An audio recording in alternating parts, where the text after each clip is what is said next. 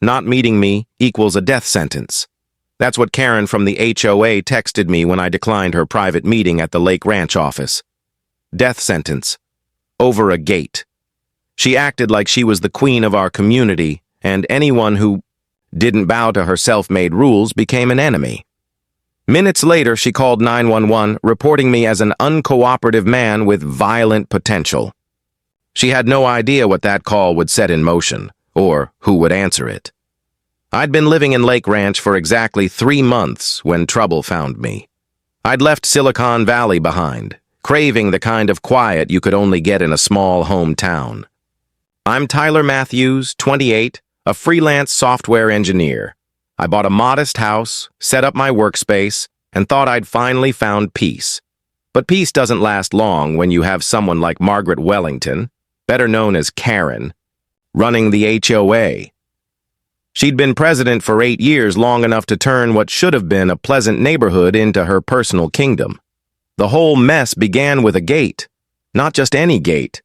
A black wrought iron security gate, installed right at the entrance to my driveway. Classy, functional, and completely within my property line. I'd had it surveyed twice. It matched other gates in the neighborhood. Section 12 of the HOA handbook even allowed reasonable security measures as long as they didn't block walkways or utilities. My gate broke no rules, but to Karen, facts didn't matter. Her first email arrived on a Tuesday morning, marked urgent, immediate compliance required. She demanded I meet her Friday at 2 p.m., no negotiation. The reason? Serious violation of community standards. I replied politely, explaining I had a major project deadline that day, offered to handle it via email or reschedule, even offered to show permits and surveys. Her next message wasn't official HOA correspondence. It was pure threat. Not meeting me equals a death sentence in this community. You have until Friday at 2 p.m. to comply, or I will be forced to take more serious action. I stared at the words. Death sentence. For missing a meeting about a gate, I sent a calm response. I understand your concern, but I won't be able to make Friday's meeting. Let's schedule something next week. 20 minutes later, sirens. 2 police cars pulled up. My stomach tightened. Karen had actually called the cops. From my window, I saw Officer Dave Rodriguez step out of his patrol car. He adjusted his uniform, walked toward my door, smiling. Not the expression you'd expect for a call about a dangerous neighbor. Tyler Matthews? He asked, but there was something familiar in his tone. When I said yes, his eyebrows rose. How old are you, son? 28. March birthday. Dave grinned, turned to his partner, and said, You might want to call this one in to the, sheriff personally. That's when I realized why he looked familiar. Dave had been at community barbecues when I was a kid. He wasn't just any officer. He was one of Sheriff Rick Matthews' oldest friends, and Sheriff Rick Matthews wasn't just the county's top lawman. He was my father. Karen Wellington had just called 911 on the sheriff's son. I'd kept that fact quiet since moving back. I wanted to stand on my own, not ride on my father's badge. Most neighbors didn't know who my dad was. Dave was clearly enjoying the situation. I showed him the permits, the property survey, even the HOA handbook section that proved my gate was legal. He chuckled at Karen's text. Death sentence? That woman's got delusions of grandeur.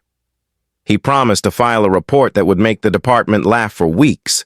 But as I sat there later looking at my perfectly legal gate, I realized something important. I didn't want to use my dad's position to crush her. That would be too easy. It wouldn't stop her from harassing others. If I was going to deal with Margaret Wellington, I'd do it the right way, with my brain, not my father's badge. The next morning, Dave called me off duty. Tyler, we need to talk. I've got some stuff about yesterday's call you should know. 20 minutes later, he was in my living room with a folder of police reports. That call about you?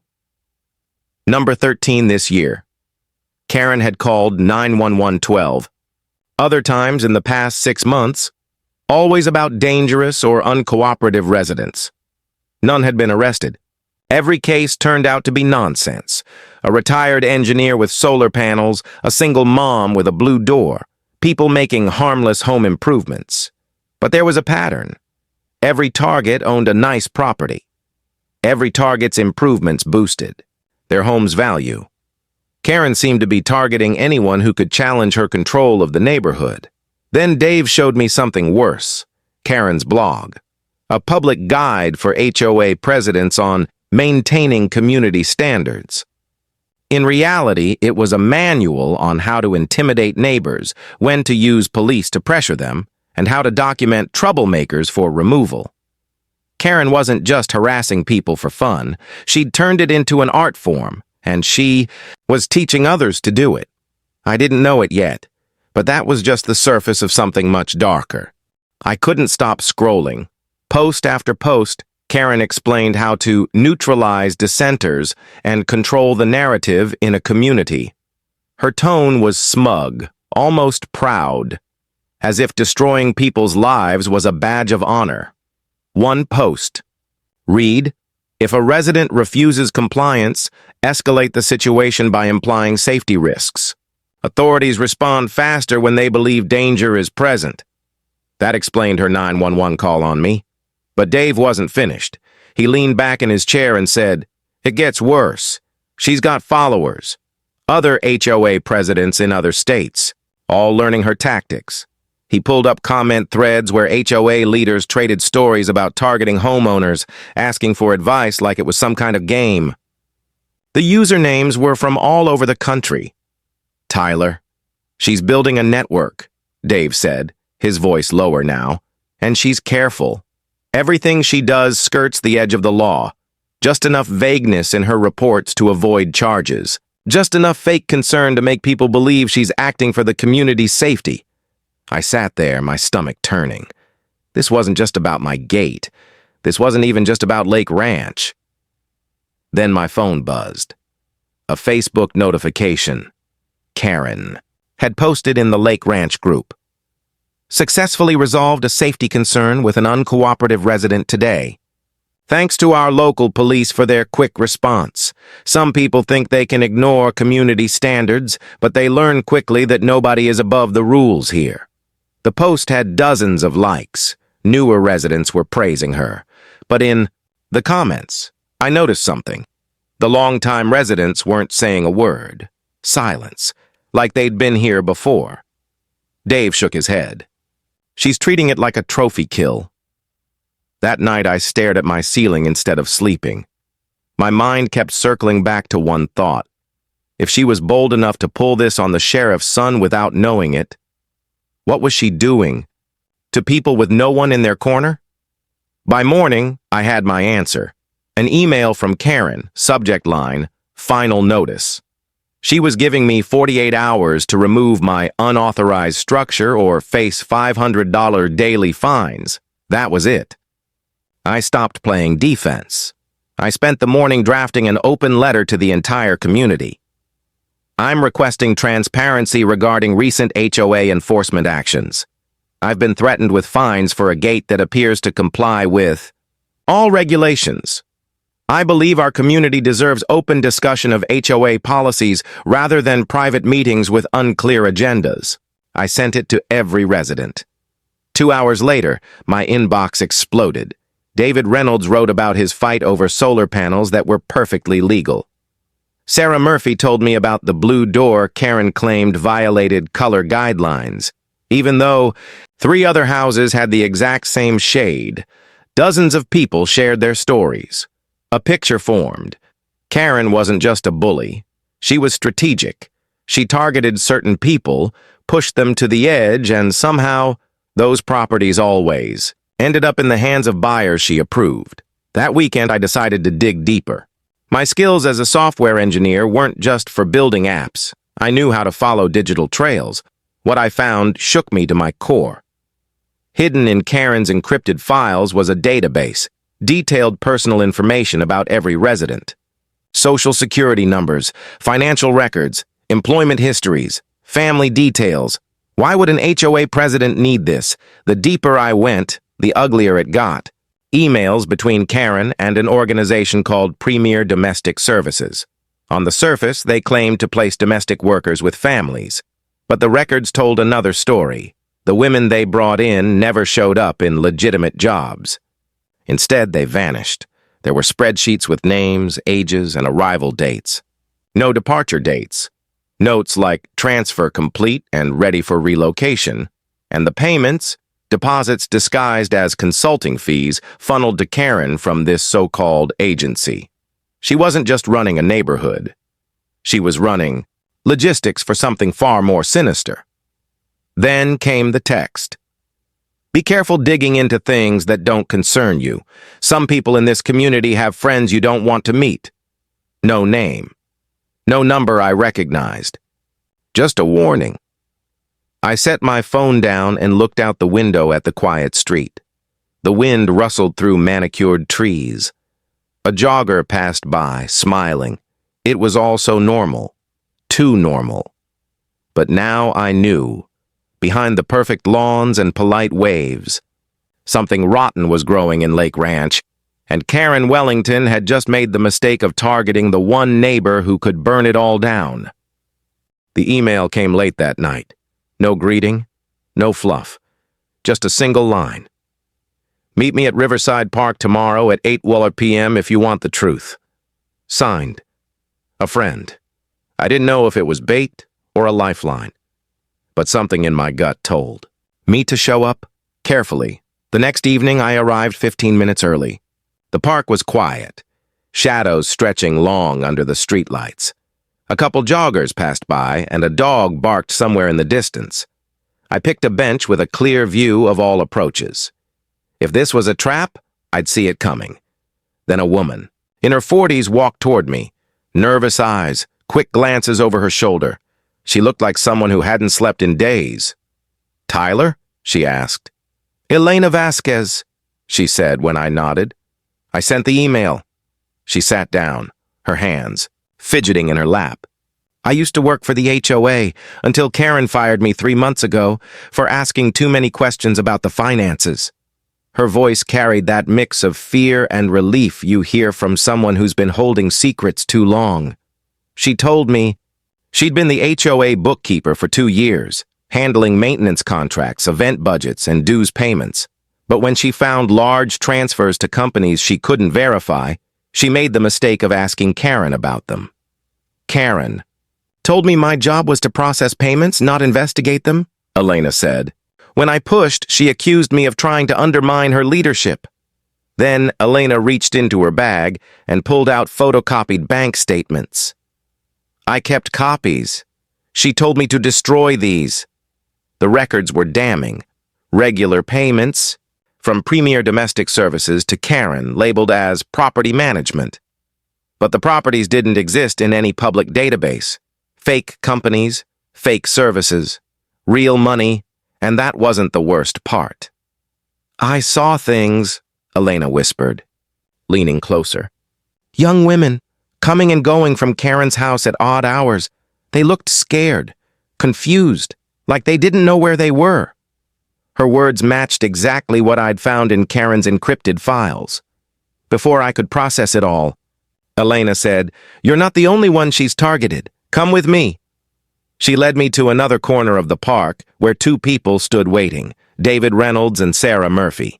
I recognized their names from the police reports Dave Rodriguez had shown me. David, the retired engineer with the solar panel fight. Sarah, the single mom with the illegal blue door. "We've been meeting like this for weeks," David said, "trying to figure out what Karen's really up to. We each had pieces of the puzzle, but no one had the full picture until Elena contacted us." Sarah's voice was quieter, heavier. "I work night shifts at the hospital. I've seen cars pulling up to certain houses at 2, 3 in the morning. Young women getting out of vans looking terrified. They described a pattern. Karen targeted homeowners with properties that could be turned into temporary housing. She harassed them until they left. Then, those homes mysteriously ended up occupied by people connected to her network. Sarah pointed toward a nearby street. The house 3 doors down from me has been vacant for 6 months, but the lights are on at night, and food delivery drivers come and go. Elena spread out another set of papers. She's been talking about expanding. Lake Ranch is her model community, a test run for something bigger. It hit me like a punch to the chest. Karen wasn't just a petty tyrant. She was building infrastructure for a trafficking operation disguised as neighborhood governance. David's expression hardened. She's been documenting all our schedules. Who's home? Who's not? She's profiling the entire neighborhood. The 4 of us sat there, the air between us heavy with what we now understood. Karen's harassment wasn't random. It was calculated, strategic, and it was about to get worse. My phone buzzed. A new text from Karen herself. "You have 24 hours to remove that gate, or I'll file a restraining order to have you removed from the community permanently." Elena read over my shoulder, her face pale. She only makes threats like that when she's planning something big and fast. We left the park that night knowing we'd crossed an invisible line. We weren't just resisting Karen's harassment anymore. We were standing in the way of a criminal network, and if we made the wrong move, we wouldn't just lose our homes, we could lose everything. The next 24 hours were a blur.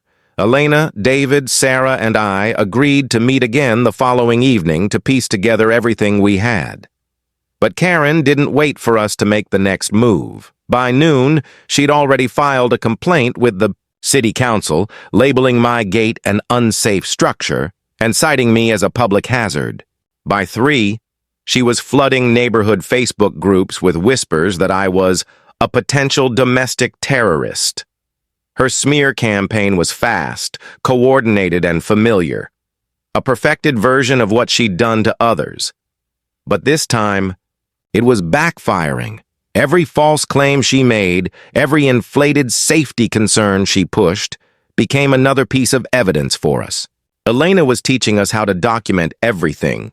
Screenshots, timestamps, physical copies. We weren't just defending ourselves anymore. We were building a case. That night, in David's kitchen, Elena dropped a bombshell. "I got back into the HOA's financial system," she said, spreading out printed statements across the table. "Karen changed all the passwords after she fired me, but she's not great at security." We leaned over the papers.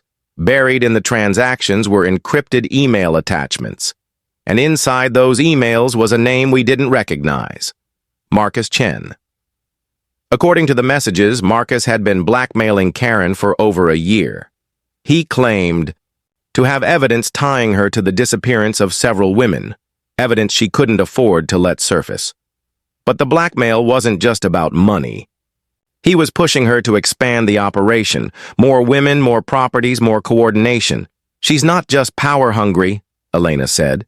"She's under pressure, and instead of fighting back, she's digging deeper." Recent emails showed Karen actively recruiting other HOA presidents, teaching them how to identify prime properties, drive out the owners, and avoid suspicion. She was building an empire and using our neighborhood as the prototype. David slid a chart across the table. "I've been tracking vehicle movements around suspected safe houses for a month. There's a pattern, arrivals and departures. At exact intervals, always different vehicles, never the same driver twice. This is a distribution network." Sarah's voice was low but steady. "And the women I've seen, they're not just scared, they're controlled. Psychological trauma, coercion, classic trafficking victim behavior." We all sat there, the weight of it pressing in. We weren't amateur sleuths anymore. We were staring at a federal-level crime. Then my phone rang. Unknown number. I almost let it go to voicemail, but something told me to answer. "Mr. Matthews?" A man's voice. Calm. Tired. "My name is Robert Wellington. I believe you've been having some difficulties with my wife, Margaret, the husband. I think it's time we had a conversation," he said. We met the next morning at a coffee shop outside Lake Ranch. Robert looked worn down, The kind of exhaustion that comes from months of suspicion without proof. I hired a private investigator, he began. At first, I thought she was having an affair, but what we found was worse, much worse. He slid a folder toward me. Inside were photographs, travel receipts, and bank statements. The payments matched ones we'd already seen, but Robert had something we didn't. Recordings. On them, Karen's voice was unmistakable, calmly discussing logistics for moving women between communities, coordinating with contacts in other states. She's not just part of the network, Robert said. She's a key player, and Lake Ranch? Just one stop in the chain. Robert admitted he'd been looking for a way to expose her without risking his own safety. But when he heard about my HOA fight, he realized Karen's paranoia was spiking. She was moving faster, making mistakes. She knows you're a threat, he said, and she's scared of what you'll do next. Elena leaned in. Then maybe it's time we give her something to really be afraid of. Robert smiled faintly. I think I know who to call. He slid a business card across the table. FBI, an agent who'd been investigating trafficking networks for years. Someone who, according to Robert, had been missing the final pieces needed to bring this one down, and we had those pieces. We spoke with Agent Patricia Morrison that same night. Robert had arranged a secure conference call. No names in writing, no unnecessary details over email. The moment her voice came through, calm but razor sharp, I knew this was someone who'd seen the darkest sides of humanity and kept her focus. I've been tracking this network for over 2 years, she said, but I've never been able to identify the suburban coordination points. You've just handed me one. She wanted every shred of evidence we had. Financial records, photographs, email chains, the encrypted database from Karen's computer. Most importantly, she wanted it documented in a way that would survive scrutiny in court. This is about more than arresting your HOA president, Morrison told us. There are women out there right now who need us to move fast.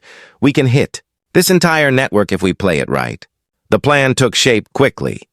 Karen had scheduled her emergency HOA meeting for Monday at 2 p.m. The one where she planned to paint me as a dangerous troublemaker and rally support for removing me from the community. We decided to let the meeting happen exactly as she intended. With a few adjustments, federal agents would be positioned just outside the community center, ready to step in when the moment was right. Robert would be there with his folder of evidence, waiting for Karen to commit to her public smear before, dropping the truth in front of everyone, residents, news cameras, and the FBI. Our role was simple but dangerous. Attend as concerned residents, back up Robert's claims, and be ready to counter whatever lies Karen threw at us. By Sunday night, word had already spread. Elena had been quietly speaking to neighbors she trusted, hinting that big questions about Karen's leadership would be answered at the meeting. The RSVPs skyrocketed. What was supposed to be a small weekday HOA hearing was now drawing a crowd of over 60 residents. That morning, I walked into the community center and felt the tension hanging thick in the air.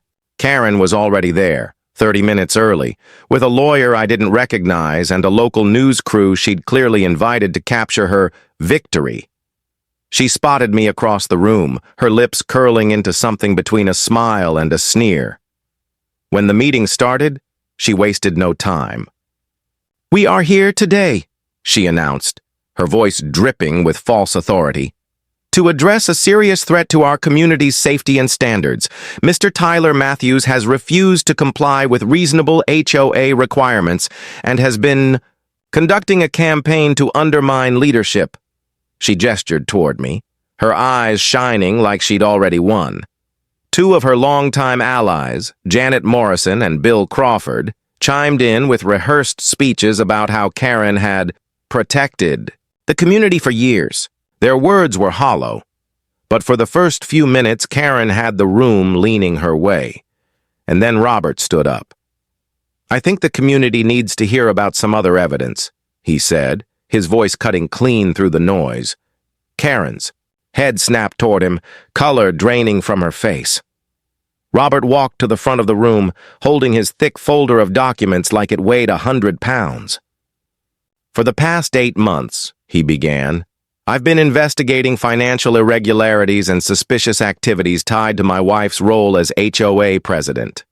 What I found is far more dangerous than any gate dispute." The room fell silent. Even the news crew adjusted their cameras. "She has been using her position to facilitate human trafficking operations, bringing dozens of young women into this country under false pretenses and using properties in this neighborhood as safe houses." Gasps rippled through the crowd. Karen's lawyer tried to object, but Robert kept going, reading bank transfers aloud, describing the movement patterns David had tracked, pointing out the shell companies Elena had uncovered, and then right. As Karen began to sputter something about fabricated lies, the doors to the community center opened. Sheriff Rick Matthews walked in. Beside him was Agent Patricia Morrison, and behind her, 3 FBI agents in dark suits, every head turned.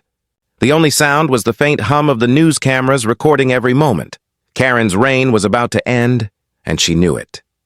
Sheriff Matthews scanned the room, his gaze locking on me for a split second. A look that mixed pride with the weight of everything we'd uncovered. Then his voice cut through the silence like a blade. "I'm here as both the county sheriff and as someone with a personal interest in this community," he said.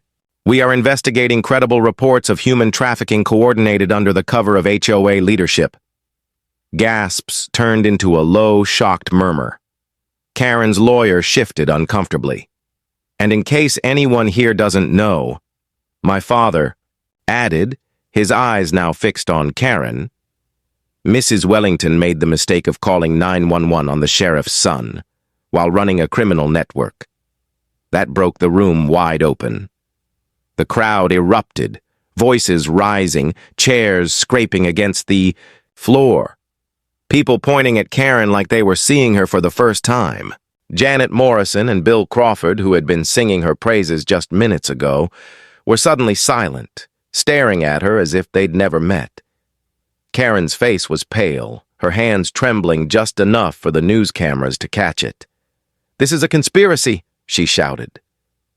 "They're all working together to destroy me. Tyler Matthews is a criminal. He's been hacking into private systems." Agent Morrison stepped forward, unflinching. "Ma'am, you have the right to remain silent," she said, producing a pair of handcuffs. Karen's head snapped toward her. "I was working undercover," she said desperately. "Gathering intelligence. I was going to take down the traffickers." "Ma'am," Agent Morrison repeated, her voice flat, "stop talking." When the cuffs clicked around Karen's wrists, the sound was louder than anything else in the room. The woman who had ruled Lake Ranch for 8 years, who had made people afraid to paint their doors or plant their gardens without permission, was led past the very neighbors she had terrorized. Some residents stared in stunned disbelief. Others whispered, their voices sharp with anger. And then there were the quiet smiles, the kind you see when justice finally catches up to someone who's long evaded it. The news crew stayed locked on her, their cameras following every step as she was escorted out into the daylight. Federal agents flanked her on both sides. My father stood at the doorway, watching her go with the steady calm of a man who had seen justice served 100 different ways. When the door closed behind her, the atmosphere in the room shifted instantly. It wasn't just relief. It was release. 8 years of fear, intimidation, and whispered complaints had just ended in front of everyone's eyes. Agent Morrison turned back to the crowd. "For the record," she said, "today's arrest is part of a larger investigation.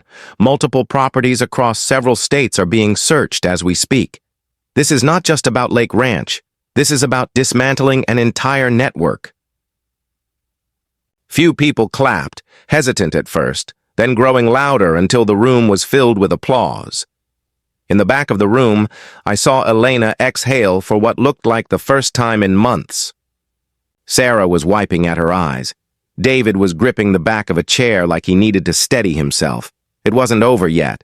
The investigation, the trials, the cleanup. But for the first time, It felt like we had taken back control of our community. And, as I stood there, the irony wasn't lost on me. The whole thing had started with a gate. Within hours of Karen's arrest, the ripple effects reached far beyond our quiet neighborhood. While she was being booked at the county jail, coordinated FBI raids were underway across 3 states. Properties connected to her operation, safe houses identified in her encrypted files, and residences flagged by Robert's investigator. By the end of the day, 7 young women had been rescued. Some were reunited with families who'd been searching for them for years. Others were placed under federal protection. Their stories, too dangerous to reveal publicly just yet. Agent Morrison called me the next morning. "Tyler, I wanted you to know. The evidence you all collected didn't just help. It broke the case wide open." She explained that Karen's files had filled in gaps investigators had been struggling with for months. The network's roots, property acquisitions, even their recruitment methods. All of it had been hiding in plain sight, buried under HOA paperwork and petty violation notices. Lake Ranch was just one cog in the machine. Meanwhile, back home, the HOA board called an emergency meeting. For the first time in 8 years, Karen's name wasn't at the top of the agenda. The vote to remove her from all positions was unanimous, and they wasted no time implementing new transparency rules. Elena was reinstated as the official HOA accountant, with full authority to audit every financial record. David and Sarah volunteered to serve on the new Safety and Compliance Committee, a real one aimed at protecting residents instead of harassing them, and my gate? Officially approved in under a week. Still, the question of why lingered. Why would a neighborhood tyrant risk everything to get involved in something this dangerous? Robert gave us the answer. Sitting in his living room, he told us how, years ago, Karen had lost a large sum of money in bad investments. She'd been desperate, and when she crossed paths with the wrong people, they offered her a way out, or so she thought. What began as consulting quickly became coordination. She learned how to exploit HOA authority to quietly clear and repurpose properties. She told herself it was business, Robert said, staring into his coffee. She stopped thinking about the people, just the money, just the control. By the time Marcus Chen entered the picture with his blackmail, Karen was too deep to climb out. Instead of fighting him, she expanded the operation, bringing in other HOA leaders from neighboring states, teaching them the same intimidation tactics she'd perfected here. It wasn't just corruption, it was ambition, weaponized. The trial was still months away, but the media had already descended on Lake Ranch, turning Karen's arrest into a national headline. Reporters framed it as a warning about how positions of trust, even in something as seemingly harmless as a homeowners association, could be twisted into tools for organized crime. Neighbors who once barely nodded at each other at the mailbox were now swapping stories, making plans, and, for the first time in years, laughing together without looking over their shoulders. But as much as we wanted to move on, none of us could shake the reality of what had almost happened here.